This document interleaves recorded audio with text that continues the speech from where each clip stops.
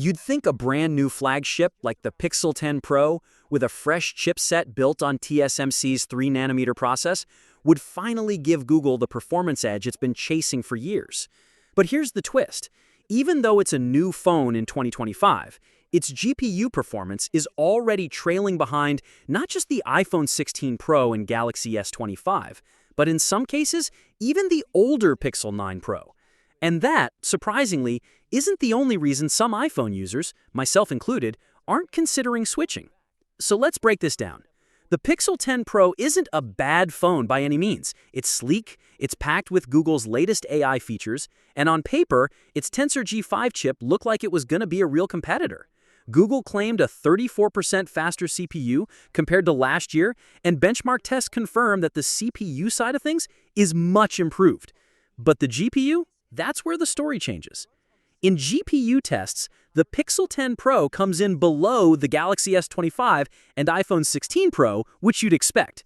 But what's surprising is that it's also lagging close to devices from years ago. For example, in some benchmarks, it performs around the level of the Galaxy S23, which is turning 3 soon. That's a red flag if you're into mobile gaming, heavy photo or video editing, or just want a phone that will feel fast for more than a couple of years. Now, let's be fair. For everyday tasks like messaging, browsing, streaming, or social media, you're not going to notice much difference. The Pixel 10 Pro is snappy, responsive, and smooth. But here's the catch. If you want your phone to last, performance matters. Apple has proven this for years. Take the iPhone 14 Pro, released back in 2022. Benchmarks today show it still performs on par with, or in some cases, better than the brand new Pixel 10 Pro. That's 3 years of head start, yet it's still neck and neck. And the reason iPhones age more gracefully isn't just about raw power. It's also about how iOS is optimized and how performance degradation tends to come more from battery wear than from the chip slowing down. This is where the hesitation to switch becomes real. If a Pixel 10 Pro today feels like an iPhone 14 Pro from 3 years ago, then what happens 3 years from now? Odds are the iPhone will still feel usable while the Pixel may already be showing its age. That's not a great selling point if you're locked into a device for the long haul. But performance alone isn't the full story. The bigger challenge for the Pixel isn't just about benchmarks, it's about ecosystems. And this is where Apple continues to make it hard to leave. Google's ecosystem is open. Gmail, Maps, Drive, Calendar, Chrome, you can use all of it on an iPhone, iPad, or MacBook without losing functionality.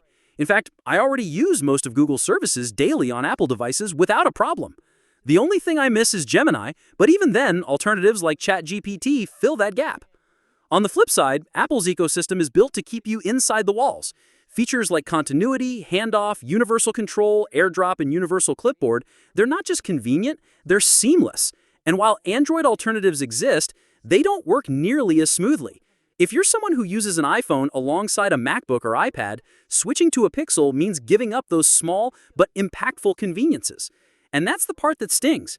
Even if you moved everything to Android, you wouldn't gain much because Google's services are already cross-platform. So the calculation looks like this.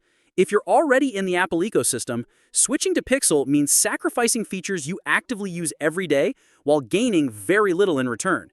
Even Google's shiny new AI tools aren't enough to tip the scales. At least, not yet. Now, none of this is to say the Pixel 10 Pro is a bad phone. For Android users, especially those already invested in the platform, it's a strong option. It delivers Google's best AI integration, a bold design, and years of software updates. But for iPhone users, the reasons to switch just aren't compelling enough right now. In a way, that's what makes this competition so fascinating. The Pixel 10 Pro proves that Google is more serious than ever about hardware, but it also highlights how sticky Apple's ecosystem has become. The iPhone 17 is around the corner, and while Apple has catching up to do on AI features, it can afford to take its time because the ecosystem lock-in is doing half the job already. So at the end of the day, the Pixel 10 Pro is impressive, but not persuasive, at least not for those holding an iPhone. And that's the real challenge for Google, building not just a great phone, but a reason strong enough to make someone want to leave Apple's walled garden. Until then, the Pixel will remain a phone that's great for Android fans, but not quite enough to lure Apple users away. What's your thoughts on this? Let me know in the comments section. See you in the next video. Take care.